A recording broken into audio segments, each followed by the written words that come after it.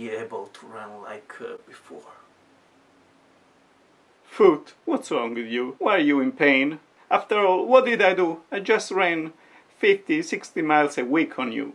Come on, get better. Let's go back to running. I'm sure that you already googled Morton's Neuroma, and the pain that you feel when you run, walk, or even sleep. It's here, and it's usually caused by these two metatarsal bones that go back, and they pinch a nerve right in the middle. Every step causes pressure, hence pain. Even sleeping may cause the two metatarsal bones to get closer and pinch the nerve, especially if you sleep on your side like this. Then the pressure that you apply is going to push and to compress the nerve. So I want to tell you what worked for me to get rid of this pain. You know it's there, but you can keep on running forever. First, you have to know that if you rest, the nerve inflammation will subside, yet it is always possible that it comes back. It's not an inflammation that recedes and goes away forever. It's always latent, and you have to find ways to let it recede and not come back. Let's go back to what caused the flare for me. These are the shoes that caused the neuroma, at least for me, to actually flare up the first time. I was running like 20 miles back to back on weekends. I wanted to improve my running form, and these Newtons, they definitely do that, because as you can see, they have these pads that help you run on the ball of your feet. But as you see from the wear pattern, I was even doing more than that. If you look at this wear here in the front,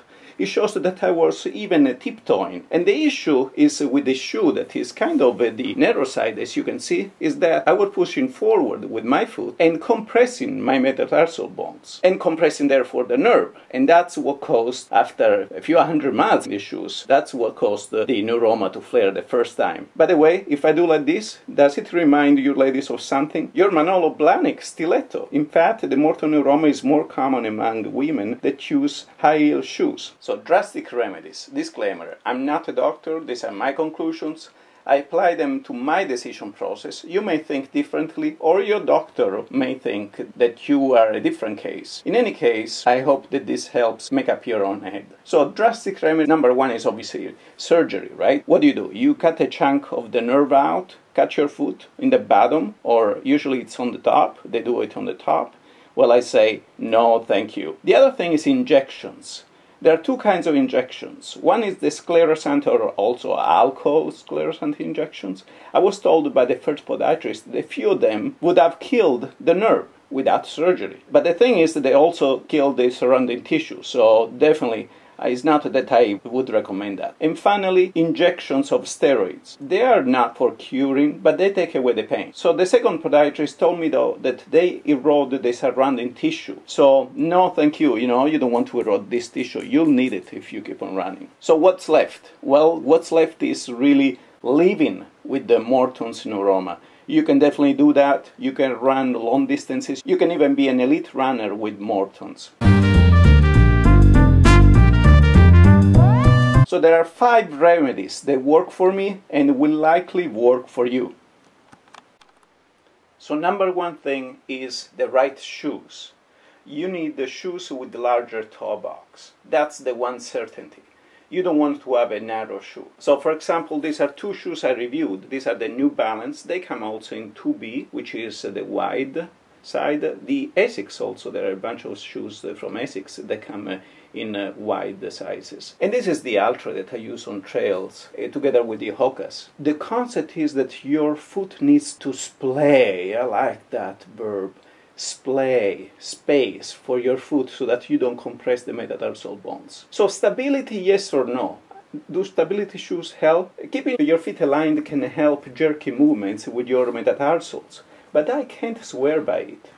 Cushion shoes, do they help? For example, this shoe here. I only know that shortly after the flare-up of my neuroma, I tried all my shoes, and the ones that hurt less were my Hokas. So 3 days after flare-up, I could only run max cushion shoes. That's why we reviewed a lot of them in this site. Number 2, soles. Other than a large toe box, soles are the most important remedy. Why? Because they balance the mechanics that caused the issue in the first place. For example, I have high arches, and therefore I need to have support. Otherwise, I keep on putting a lot of stress on my foot for each single step. I have 4 soles that I've tried and I like to discuss. This is the first one, probably my favorite, the sole d'Incarnasis. Yeah, That's him. And I like them because they cap my heel a lot. They don't collapse, which is the whole point. If they collapse, they don't support. And they don't need a hard plastic to do their job. They're $45, but 2 of them go to the Carnegie Foundation. And they are moldable. You stick them in the oven, step on them, and they mold to your arch. With the others, you have to pick a size that fits your arch. Then cut them to measure is needed. For this, they mold to your feet. Sole number 2. Superfit Green. Every podiatrist has a ring with a bunch of Superfit soles. And based on your foot, they recommend the model and color. For me, high arches, and therefore green. It is because they are best or because they have the best sales model. They cost $40 or so. Sole number 3. The Etrex Linko. This is top of the line, the Mosaic. They are $70. They have a metatarsal pad. If you look at this in the middle, that's a metatarsal pad which helps spread your metatarsals. If you step on them, it will push up and therefore open your metatarsals. So I used them for some time, especially when the pain was high. But then I stopped using them because I realized the long-term use was going to alter my foot mechanics. Maybe cause issue, I don't know, on the top of my foot, for example. So I stopped using them. However, when you're in pain, the metatarsal pad here works. In fact, you can take pads and tape them to your shoes or even slippers. Here, for example, I put a metatarsal pad on my slippers. This has an adhesive surface that you can expose and you can glue them to your shoes or to your slippers. The last sole, the Carex Run Pro High. I got them this because I needed them for some light shoes and I didn't want anything bulky. As you can see, they're well constructed. There is this support for the arch. There are also some impact zones.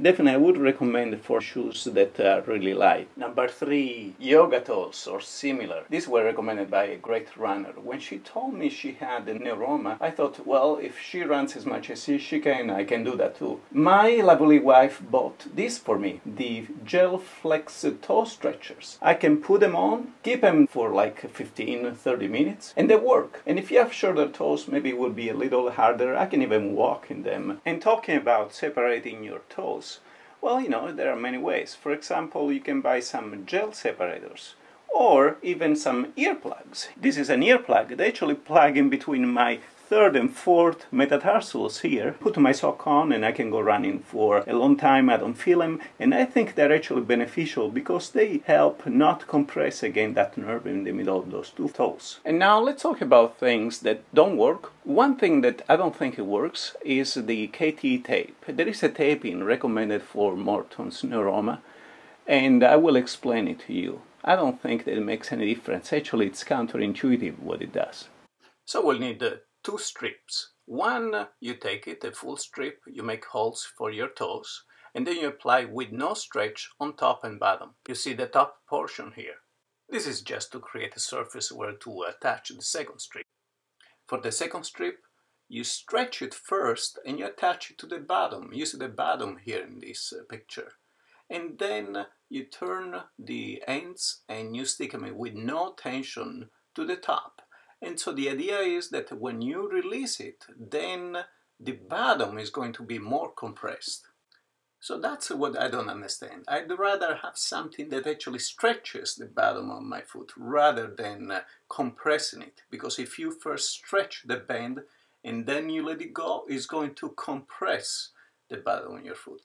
So I don't really think that, at least mechanically, this works.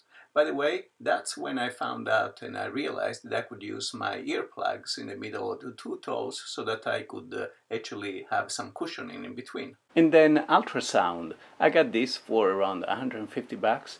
Great for your plantar fasciitis, bad for your nerves. So don't use it for your nerves, for your Mortons. And one thing that works actually, the Top Rising Foot Therapy Cream. This is actually good for your nerves. I tried the Arnica as well, but this is definitely the best, so I highly recommend it. That's it, guys. Nothing can stop us. Morton